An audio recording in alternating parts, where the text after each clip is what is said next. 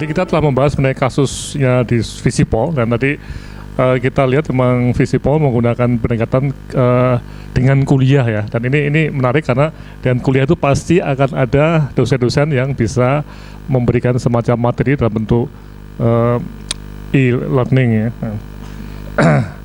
Kemudian yang dari FK ya saya ya tadi juga sudah dibahas bahwa sistemnya memang kita lebih ke arah kelompok-kelompok kecil yang membangun semacam inovasi yang bisa dipakai untuk kuliah, bisa untuk pelatihan, bisa untuk diseminasi, juga bisa di macam-macam cara ya. Kemudian tadi yang MMUK tadi ya, ini sudah ada, ini suatu hal yang cukup baru, dan ini tadi dibahas juga untuk apa, dan memang ini kami tidak jarang pakai MUK untuk yang sifatnya itu COP yang kecil ya, karena itu butuh interaktif, butuh e-learning yang sifatnya tidak perlu canggih-canggih grafisnya. Tapi kalau MIUK ini kelihatan betul ya Bu, tadi harus bagus betul ya, nanti kita lihat karena coba diklik di Indonesia X ya nih. Nah ini kita bisa lihat nih, jadi Indonesia X coba diklik ya, dan itu nanti coba atas lagi, tadi dibahas di kelompok 3 nanti, nah diklik yang ini ya. Jadi ini contoh MIUK-nya yang ini bisa ya, Anda lihat ya bahwa ini yang tadi dibahas di kelompok ketiga ya, bagaimana memproduksi seperti ini, dan kita semua bisa, nggak masalah. Nah tapi ini pakai presenter, ini siapa nih penyanyi ya, siapa nih, Sandra Dewi, waduh, dan ini disponsori banyak pihak ini ya. Nah, termasuk juga oleh sebuah perusahaan TV ya, yang memberi teknologi ini seperti ini ya, mudah sekali ya. Nah, ya, jadi ini satu pengantar ya kira 3 menit 2 menit ya kira-kira ya. Ya coba Anda bisa bayangkan ini yang akan kita kejar ke sana. Oke, nah balik ke ke web yang acara hari ini ya. Nah ini kemudian diskusi kita sudah bergerak ya, kelompok 1 untuk ini nanti kita lihat bagaimana rencananya untuk kelompoknya Bu Suning, kemudian Pak Warson, dan nanti Bu Pila ya akan jadi semacam ya, sudah datang ya, Bu Pila udah mau sini, sudah ke sini ya, Pak Warson sudah, masih sholat ya. Oke. Kalau begitu kita dulu Bu, nanti waktunya ya Bu Suning untuk mulai untuk bagaimana kelompok 1 ini, dan nanti dari Pika kita berharapkan bisa mencatat betul karena Bu Ika ini penting untuk mungkin ke depan kita mau apa, dan nanti ke depan mau apa juga terkait dengan Bu Suning yang ke depan itu ada kelompok kelompok e-learning, karena yang sekarang ini saya pribadi dan teman-teman yang ada di FK yang bikin, dan Pika ya bikin semacam ya, mari kita bikin lah, tapi nantinya harus ada kelompok e-learning yang serius, yang bisa merangkum semua kebutuhan. Kalau dana itu saya yakin di mana-mana itu ada, nggak khawatir ya, tapi yang tidak ada itu atau belum ada itu mungkin desain dan juga planning detailnya ya. Oke, monggo Bu Suning, waktunya 10 menit. Terima kasih Prof. Laksono. Untuk hasil dari working group kaitannya dengan kebijakan dan substansi, tadi kita sudah diskusi beberapa hal. Yang pertama, bahwa kita sepakat bahwa di dalam NA juga sudah disebutkan bahwa lingkup pemanfaatan TIK dalam pembelajaran yang diselenggarakan oleh UGM itu ada 5. Kemudian dari 5 ini dipilah menjadi 3 isu atau 3 wadah yang berbeda, yaitu yang kaitannya dengan blended learning itu pelaksanaan mata kuliah reguler, kemudian internalisasi nilai-nilai ke-UGM-an. Kemudian untuk yang MOOC itu kaitannya dengan perluasan akses pembelajaran. Untuk yang knowledge management itu kaitannya dengan penyebarluasan ilmu pengetahuan dan nilai-nilai, pendokumentasian dan publikasi kegiatan sivitas akademika. 3 hal ini tadi dari teman-teman diskusi diwadahi dalam 3 regulasi yang berbeda karena supaya tidak ada kebingungan. Kemudian dari penahapan kebijakan kaitannya dengan kebijakan dan substansi itu ada 3 tahap yang dibutuhkan, yaitu di persiapan, strategi implementasi dan evaluasinya. Kaitannya dengan persiapan dalam identifikasi lingkup jenis kebijakan tadi ada hal yang menarik untuk bisa membuat e-learning ini menjadi bagian dari kebutuhan proses pembelajaran, yaitu membuat bahwa e-learning itu menjadi bagian dari proses pembelajaran, jadi sifatnya wajib dan sebagai fasilitas. Kalau wajib artinya dosen nanti punya peran sebagai pembuat materinya, mahasiswa wajib mengakses, prodi itu menjadi bagian dari kegiatan prodi dan itu bisa menjadi nilai tambah prodi. Kemudian tadi ada beberapa masukan kaitannya dengan mengkondisikan budaya untuk kegiatan-kegiatan e-learning ini, jadi persiapan budaya. Kemudian juga perlu telaah kriteria mata kuliah yang bisa di-online-kan seperti apa.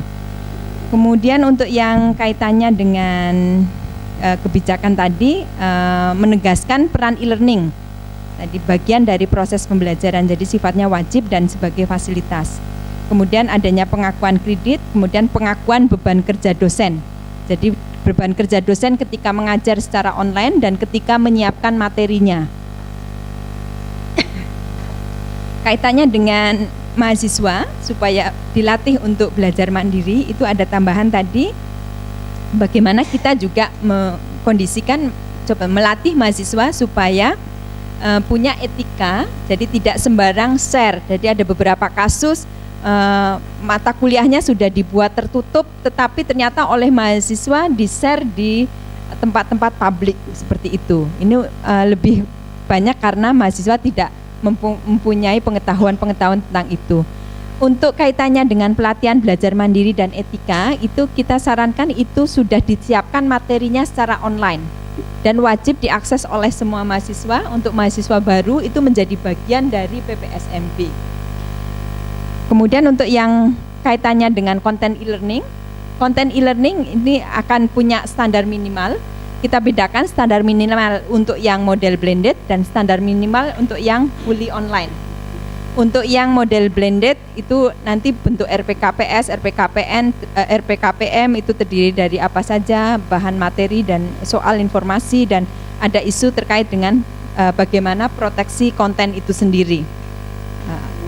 Tentunya yang model fully standarnya lebih tinggi lagi, ya, karena mahasiswa betul-betul mandiri. Kemudian untuk identifikasi peran unit kerja di lingkungan UGM ini sudah kita identifikasikan dalam naskah akademik. Jadi nanti mungkin dari naskah akademik itu dibuat model kelembagaan. Jadi integrasi antara masing-masing yang ada di sana, karena di naskah akademik masih mendeskripsikan fungsi-fungsi, tapi rangkaiannya itu mungkin belum tergambarkan. Mungkin kita bisa tambahkan. Kaitannya dengan ini yaitu terkait dengan isu dulu kita pernah punya pecah-pecah gitu, kemudian dikumpulkan jadi ELISA. Kemudian ini kok kesannya ada mau mecah-mecah lagi gitu ya. Jadi ini mungkin menjadi bagian yang perlu kita informasikan bahwa untuk yang kaitannya dengan blended learning itu kita tetap punya ELISA menjadi acuan. Yang kaitannya dengan tadi konsep knowledge management itu masing-masing komunitas, masing-masing dosen punya peran di sana. Ya, tidak harus menunggu dari semacam portal atau apa, tapi itu bisa kita lakukan. Kemudian untuk yang pelatihan SDM ini juga butuh untuk materi online untuk dosen, asisten dan admin, kemudian juga etika dari dosen sendiri kaitannya dengan misalkan share e-book dan seterusnya. Untuk dari sisi konsumen, kita mendeskripsikan konsumen untuk yang blended learning itu kan mahasiswa kita sendiri. Ada beberapa kepentingan, ada misalkan memang mata kuliah reguler, kemudian ada yang mengulang remedi, kemudian tadi ada isu mengenai RPL, yaitu rekognisi pembelajaran lampau. Ini mungkin tidak hanya di dalam mahasiswa UGM, tapi juga di konsep MOOC juga yang RPL tadi. Terus mahasiswa perguruan tinggi lain, kemudian umum. Untuk yang umum tadi ditambahkan bahwa kita bisa membuat materi-materi kita yang sifatnya akademis itu bisa dibuat materi populer. Mungkin dengan campur tangan mahasiswa-mahasiswa kita yang internship atau apa yang tadi masukan dari Prof. Ami. Jadi itu bisa dipublish. Jadi dari yang akademis tadi kita bisa buat menjadi materi yang populer. Kemudian konsumen kita terutama untuk yang MOOCs tadi bisa menjangkau daerah 3T. Untuk kaitannya dengan isu daerah 3T, isu tambahan mahasiswa di dalam pembelajaran online, kita akan sarankan bahwa di dalam sistem audit atau akreditasi untuk jumlah mahasiswa yang mengikuti online itu dikaitkan pada indikator angka partisipasi kasar, tetapi jangan dihubungkan dengan rasio dosen mahasiswa, karena nanti ini akan saling bertolak belakang dan tidak menumbuhkan budaya keinginan untuk budaya e-learning ini tidak berkembang.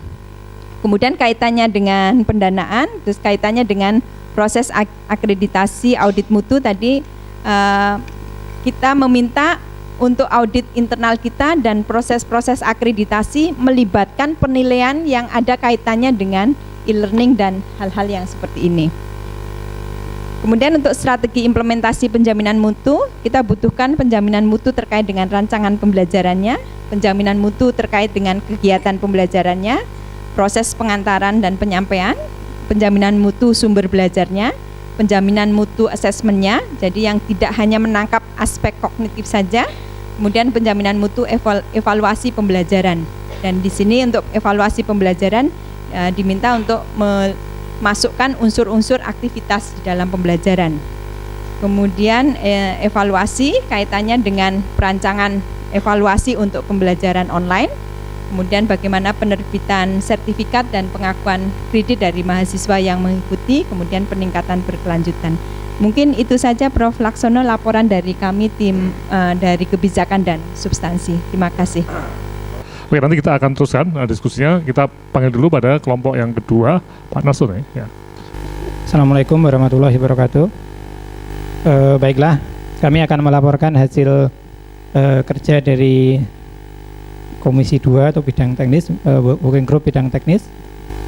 Untuk bidang teknis ini kami bagi menjadi 3 bagian utama, yaitu bagian persiapan atau pre-processingnya, kemudian bagian implementasi yang kedua, kemudian yang ketiga untuk evaluasi atau post-processingnya. Ya, untuk bagian persiapan kami telah mengidentifikasi beberapa poin yang bisa kita rangkum di sini. Yang pertama adalah bahwa untuk pelaksanaan kuliah online ini diperlukan penyiapan standar operating procedure atau SOP, di mana SOP ini nanti implementasinya bisa bermacam-macam. Artinya misalnya dari sisi pendaftaran, bagaimana SOP pendaftaran itu disusun, kemudian SOP untuk evaluasi, SOP untuk penilaian dan sebagainya. Kemudian dari sisi administrasi, kami mengidentifikasi paling tidak diperlukan adanya sosialisasi, karena sosialisasi ini diperlukan untuk semacam mencari pangsa pasarnya atau konsumennya, dan juga untuk memberikan awareness kepada sivitas akademika, baik itu kepada para fasilitator, kemudian para mahasiswa dan juga pihak umum. Kemudian pendaftaran atau registrasi juga diperlukan ketika pada tahap persiapan untuk administrasi dan juga bagaimana dikaitkan dengan data-data dari Direktorat Administrasi Akademik di UGM. Kemudian yang poin ketiga dari segi infrastruktur, tentunya ini tidak terbatas pada yang dituliskan di sini, tapi paling tidak kita harus menyiapkan dari sisi perangkat lunaknya atau softwarenya, platform e-learningnya harus mampu atau mempunyai kriteria khusus yang bisa mengakomodasi syarat-syarat suatu konten itu bisa dimasukkan ke dalam e-learning. Kemudian dari sisi bandwidth, ini tentunya sangat berkaitan dengan tadi MOOC ya. MOOC itu M-nya masif, sehingga pesertanya bisa kita bayangkan bisa ribuan, mungkin puluhan ribu dan sebagainya, sehingga suatu portal e-learning kalau nanti penggunanya sudah masif, sudah sangat banyak, ini harus memiliki bandwidth yang cukup untuk mengakomodasi keperluan interaksi dengan pesertanya. Kemudian tools untuk keperluan interaktivitas diperlukan baik untuk software-software yang untuk video conference misalnya, kemudian untuk webinar, untuk chatting dan sebagainya, yang dimungkinkan untuk terselenggaranya aktivitas-aktivitas yang dirancang dalam e-learning. Kemudian konten e-learning ini juga terkait dengan tadi kalau di bagian kebijakan juga ada penjaminan mutu. Nah, maka checklist konten dan juga review kesiapan konten ini sangat penting dilakukan sebelum suatu mata kuliah atau suatu konten itu di online kan atau siap untuk dilaksanakan secara online, sehingga di awal harus sudah selesai persiapannya, ada checklist yang harus dilengkapi. Kemudian pada tahap persiapan kita juga harus mengidentifikasi kebutuhan dari sisi sumber daya manusia, misalnya pelatihan untuk Bapak Ibu dosen, fasilitator, kemudian tutornya, kemudian untuk asisten, misalnya bagaimana terkait dengan diperlukan berapa asisten, misalnya kalau mahasiswanya 100 atau mahasiswanya 200 dan sebagainya. Ini tentunya perlu dibuat aturan yang sesuai. Kemudian tidak kalah pentingnya adalah administrator atau admin, di mana ini terkait dengan baik administrasi akademik maupun administrator yang terkait dengan platform e-learningnya tadi. Karena kalau helpdesk dari e-learningnya kurang responsif, ini akan bisa mengakibatkan terganggu proses aktivitas tutorialnya. Kemudian dari sisi pengguna bisa mahasiswa dari internal UGM, mahasiswa perguruan tinggi lainnya ataupun dari masyarakat umum. Kemudian juga penjaminan mutu ini juga tadi sinergi dengan working group yang bidang kebijakan merancang atau harus disiapkan berbagai macam naskah quality assurance atau penjaminan mutu untuk proses, untuk konten, untuk evaluasi dan sebagainya. Kemudian pendanaan. Kemudian pada tahap implementasi, poin pertama adalah partisipan atau pesertanya. Nah, ini secara umum ada fasilitator, termasuk di sini ada dosen tutor, kemudian asisten dan sebagainya. Kemudian ada pembelajarnya atau peserta yang akan mengikuti kuliah online. Kemudian sumber pembelajaran ini juga terkait dengan SOP tadi, misalnya seluruh materi pembelajaran itu harus disesuaikan dengan checklist requirement dari materi. Kemudian juga bahwa materi pembelajaran harus beraneka ragam, dalam arti ada konten multimedianya, ada animasi, kemudian ada simulasi, di mana hal ini dimaksudkan untuk mendukung berbagai macam tipe pembelajar atau tipe gaya belajar mahasiswa. Ada yang visual, ada yang auditory, kemudian ada yang kinestetik. Kemudian dalam sumber pembelajaran juga penting adanya tautan eksternal, di mana ini biasanya bersifat materi pengayaan atau enrichment bagi pokok bahasan yang disampaikan dalam suatu materi. Nah, kemudian kalau software pendukung ini biasanya ada beberapa mata kuliah atau beberapa ilmu yang memerlukan dukungan software untuk simulasi, software untuk statistik, software untuk animasi dan programming dan sebagainya. Kemudian aktivitas belajar, poin yang ketiga.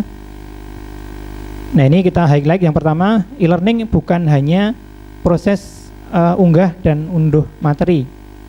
Nah, mungkin terbayang juga pengalaman dari Bapak-Bapak Ibu sekalian, kadang-kadang kalau mahasiswa mengakses e-learning hanya di awal semester, kemudian mendownload atau mengunduh semua materi, kemudian setelah itu jarang dibuka. Nah, ini kan harus kita adakan suatu strategi supaya aktivitas di e-learning tidak hanya proses unggah dan unduh materi saja. Nah, ini harus diberikan variasi, misalnya dengan adanya ceramah dalam arti video direkam, kemudian diskusi yang sifatnya sinkron, misalnya melalui video conference, melalui chatting, atau asinkron melalui forum diskusi, kemudian melalui email atau melalui grup di sosial media dan sebagainya. Kemudian tugas grup ini juga salah satu catatan yang kita identifikasi tadi untuk bagaimana peserta bisa aktif dalam e-learning. Bagaimana kita bisa memfasilitasi dengan suatu tugas grup, interaksi antara peserta yang mungkin dari tempat yang satu dengan tempat yang lain atau dari universitas yang satu ditugaskan grup dengan universitas yang lain sehingga mereka bisa saling berinteraksi menggunakan fasilitas di e-learningnya. Kemudian juga penting ini kaitannya dengan tadi menghindari agar tidak hanya unduh dan unggah materi saja. Materi diaktifkan secara bertahap. Ini asumsinya kalau misalnya mata kuliah ini diajarkan dalam misalnya 14 minggu atau 12 minggu. Nah ini pengaktifan materi bisa dilakukan secara bertahap sehingga mahasiswa juga akan cenderung lebih sering untuk mengakses e-learningnya. Nah kemudian aspek implementasi yang berikutnya adalah software Learning Management System atau LMS-nya, di mana di sana difasilitasi keperluan untuk pengelolaan kontennya, kemudian pengelolaan delivery atau pengantarannya, termasuk tadi misalnya sequence, navigasi, dikaitkan misalnya dengan suatu learning objektif atau capaian pembelajaran. Nah dalam suatu topik atau suatu mata kuliah biasanya sudah ada learning outcome-nya A, B, C, D, E dan seterusnya. Nah bagaimana sekuen dari pembelajaran itu disinergikan atau disesuaikan juga dengan peta kompetensinya atau peta alur kompetensinya tadi. Kemudian juga untuk manajemen, assessment, manajemen pengguna dan seterusnya. Nah untuk post processingnya ini perlu dilakukan juga perancangan evaluasi, kemudian evaluasi proses pembelajaran itu sendiri dari kuesioner, kemudian interaksi fasilitator dan peserta, kemudian menjaring umpan balik via kuesioner online dan juga penerbitan sertifikat, analisis data hasil evaluasi yang nantinya untuk meningkatkan continuous improvement atau peningkatan secara berkelanjutan. Kemudian tadi ini ada saran yang terkait dengan kebijakan. Saya kira sudah di cover tadi, misalnya pengakuan beban kerja dosen bagi yang aktif di e-learning, kemudian kesiapan peserta untuk mempelajari netiquette atau tata krama menggunakan jaringan internet dan sebagainya. Demikian dari kelompok kedua atau bidang teknis. Waktu kami kembalikan Prof. Laksono. Jadi ini satu kegiatan yang memang lagi serius betul ya. Oke, kemudian kelompok ketiga kami minta Bu Bella untuk jadi Bu Bella akan menggambarkan mengenai situasi yang ada di FK yang mungkin akan jadi beyond dari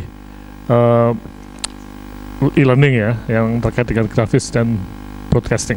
Terima kasih Prof. Laksono. Ya, kami dari kelompok 3 tadi mengenai desain grafis dan broadcasting cukup rumit dan memusingkan buat kami yang melihatnya, cukup terkagum-kagum, tetapi pelaksanaannya juga mungkin agak bingung. Jadi sebenarnya perencanaan kebutuhan untuk desain grafis ini adalah ada SDM yang memadai, kemudian ada peralatan. Nah sebenarnya intinya hanya 2 ini saja, tetapi 2 ini mencakup. Nah ini mungkin saya cuplik dari Mas David tadi yang menyampaikan bahwa dalam satu desain grafis itu kita menampilkan satu video yang indah, itu memang harus ada dari mulai ide, naskah kasar, kemudian syuting, kemudian saya nggak menjelaskan semuanya karena saya juga bukan ahlinya, ahlinya ada di sini. Tetapi maksud saya bahwa dalam mencapai satu hasil itu ternyata melewati satu perjalanan yang cukup panjang hingga sampai dia menjadi satu on air, masih satu. Kemudian selain ini ada lagi studio audiovisualnya. Jadi mungkin nanti saya akan tampilkan bagaimana kami mencoba dari Fakultas Kedokteran yang sudah mencoba membuat yang nantinya akan menjadi satu bukan TV tetapi ya modelnya seperti channel-channel seperti itu. Tetapi ternyata selama ini kami mencoba makeup itu hanya mungkin makeup di rumah atau makeup di tempat yang seadanya. Tetapi ini membutuhkan satu wardrobe dan makeup yang memang harus satu, artinya mereknya juga harus tertentu yang memang hasilnya bisa tetap konstan. Jadi jangan sampai nanti presenter yang pertama itu fresh, bagus, tetapi presenter kedua ternyata itu tidak baik. Mungkin makeupnya berlebihan atau yang satu terlalu halus ya. Jadi ternyata memang membutuhkan make up wardrobe yang yang unik ya, yang artinya memang harus. Kemudian dekorasinya juga harus benar-benar kita siapkan sedemikian rupa. Kemudian ada peralatan room, kontrol, studio, dan kemudian banyak hasil yang lainnya ya. Jadi kami melihatnya bahwa kita ini dari FK maupun Universitas Gajah Mada itu masih dalam tahapan masih bentuk visi. Jadi kita semua ini memang masih visi kita ke depannya nanti akan jauh akan menjadikan satu ya, seperti Indonesia X mungkin ya, atau mungkin lebih dari itu. Kemudian tadi dari peserta masing-masing itu berharap ada upgrade keahlian. Upgrade keahlian dalam artian masing-masing dosen itu pengen membuat satu materi atau PowerPoint mereka juga indah, tidak hanya sekedar PowerPoint yang hanya tulisan-tulisan saja. Jadi mereka rasanya pengennya, maunya kita dilatih dong untuk ini sesuai dengan permintaan mereka. Saya hanya menyampaikan saja. Kemudian kita harapkan juga website kita yang ada itu tidak sekadar hanya website, tetapi juga menjadi wadah pembelajaran. Jadi tidak hanya sekedar website. Kemudian ada komitmen dari universitas ke fakultas. Tadi harapan mereka seperti itu dari beberapa peserta yang ada. Kalau misalnya kalau kita tidak diminta dari universitas, tidak ada kebijakan, mungkin kita akan malas membuatnya. Jadi kalau mungkin dari atasan sudah, ayo fakultas harus membuat, jadi mungkin mereka akan masing-masing fakultas akan membuat. Kemudian ternyata memang ya cost sebanding, kalau kita mau hasil yang optimal memang punya nilai yang lebih. Ya mungkin hanya itu saja dan mungkin coba ditampilkan. Saya menampilkan yang punya FK dulu sedikit. Ya, ini yang sudah kami buat. Ini sebagai pengantar di depan. Kita mengambil dari mahasiswa. Jadi kita bukan artis tapi mahasiswa kedokteran. Dengan kami di website Menara Air Fakultas Kedokteran Universitas Gajah Mada yang indah dilihat, memiliki manfaat dan dapat menyebarkan air atau ilmunya bagi siapapun yang menggunakannya. Web ini bertujuan untuk menyebarkan ilmu tampilan ke semua ini masih pihak, sangat sederhana bagi mereka yang sulit dicapai oleh Mas metode Davis, penyebaran banyak sekali kekurangannya. Oleh konsep knowledge management tetapi kalau dan tidak kami tampilkan yang salah, kami tidak akan tahu yang benar. Ada beberapa menu yang dapat Anda buka dan Ngeles. pelajari sesuai kebutuhan Anda. Ya, ini sebagai di depan ya, sebagai pengantar, tetapi di bawahnya, coba dikebawahkan. Nah, ini jadi ada beberapa kotak-kotak yang bisa dilihat, jadi masing-masing bisa membuka, misalnya contohnya website Menara Air bisa diklik. Ya, nah ini nanti terserah mau melihat website yang mana saja, ada pilihannya, tetapi untuk kembali juga bisa dari sebelah sisi kanan, sebelah kanannya nanti bisa kita klik kembali, atau kembali ke depan juga bisa. Nah ini masih sangat sederhana, tetapi kedepannya kami juga akan tetap belajar untuk mencoba membuat menjadi yang lebih indah. Mungkin bisa diklik yang Indonesia X, Mas. Harapannya adalah visi kami kedepannya nanti Fakultas Kedokteran lebih dari ini, tidak hanya sekedar seperti ini, tetapi lebih dari ini. Semoga. Indonesia ya, ini X direkturnya yang menyampaikan. Yang dengan internet. Kunjungi nanti kita dari Fakultas Kedokteran, ini direkturnya siapa ini? Mungkin Palosono gimana? Oh enggak ya. Lalu, pilih kursus Palosono takut begitu muncul nanti dimatikan orang katanya. Mungkin itu saja dari kami kelompok 3, Pak. Terima kasih.